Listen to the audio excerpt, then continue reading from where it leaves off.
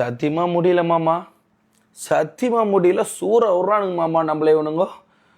ஐயோ, பிபி மாத்திரையும் மயக்க மாத்திரையும் பாதி பாதியா வச்சு ரெண்டாத்துக்கு வாயில போட்டுன்னு சொருவிக்க போறேன் மாமா. நான் இது புரியல மாமா, என்ன மாமா இது? இவர் வராரு அவரு போறாரு, இவர் வராரு அவரு வருவாருன்னு எங்க அண்ணன் எப்படா சீமாவாரு?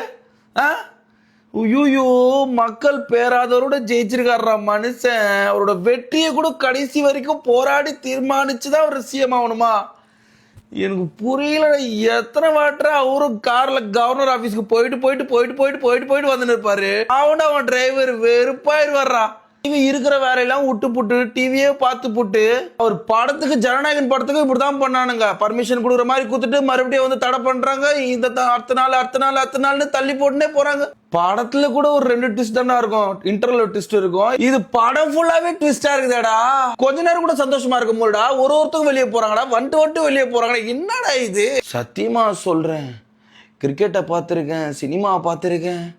இந்த அரசியல் ரொம்ப மோசம்டா, கொடூரமான மோசம்டா. எப்பா மனுஷன் எப்பதான் தாக்கு பிடிக்கிறாரோ தெரியல, இறங்கி வந்துட்டு.